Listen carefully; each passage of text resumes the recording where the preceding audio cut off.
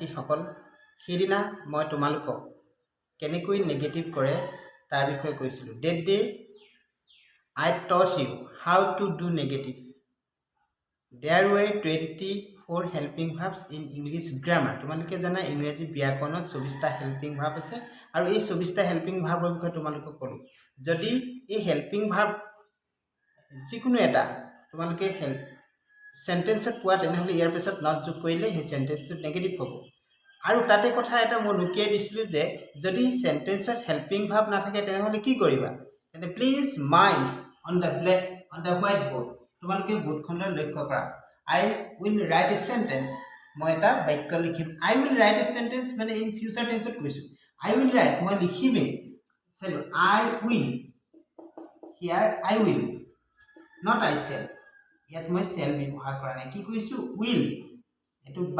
মানে মই কৰিমে কামটো I will write মই এটা বাক্য ইয়াত লিখিমে I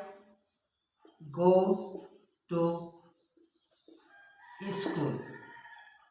Have you seen? Here is no helping verb. Yet kinai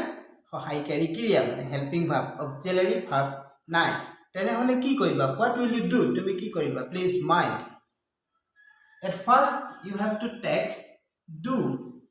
প্ৰথমতে তুমি do ভাবৰ সহায় লব লাগিব mind write subject I after writing subject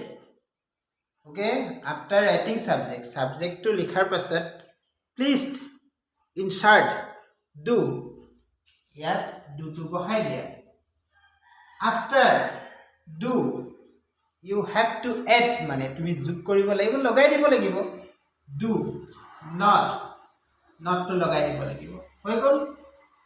I do not তাৰপিছত go to আনি দিয়ে I do not go to school okay next sentence you play football here is no helping verb here to helping verb নাই then take help do ভাবৰ সহায় লোৱা you okay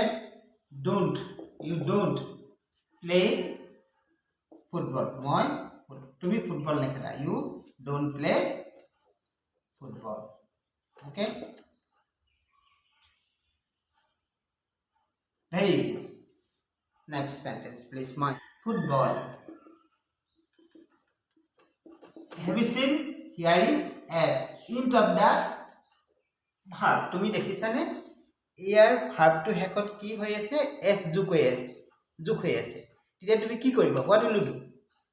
please mind যদি if the subject is the third person singular number যদি third person singular number হয় subject to then you have to add s or us after the main verb in present indefinite tense মানে present indefinite tense to subject to যদি third person singular number হয় তেনেহলে ভাৰ্বৰ হেকত কি লাগে s এটা লাগে সেই কাৰণে ইয়াত s ব্যৱহাৰ কৰিছে আচ্ছা ঠিক আছে যদি মেইন ভাৰ্বত s by es লাগিলে তেনেহলে do ভাৰ্বৰ সহায় নলৈ does ভাৰ্বৰ সহায় ল'ব লাগিব does d o e s does please take he subject okay does he does not okay he does not লিখাৰ পাছত আমি কি কৰিম মেইন ভাৰ্বটো আনিম মেইন ভাৰ্বটো কি কৰিব লাগিব আমি মেইন ভাৰ্বৰ পৰা s to উঠাই দিব লাগিব we should remove the s to দলিয়ে পেলো after doing negative okay s to উঠাই দিলো তেনেহলে sentence টো he does not play football okay ঠিক তেনেদৰে আমি past tense কি কৰিব লাগিব যদি sentence to বাক্যটো simple past tense থাকে তেনেহলে কি কৰিব লাগিব মই পৰৱৰ্তী ভিডিঅত তোমালোকক বুজাই আছো okay bye bye see you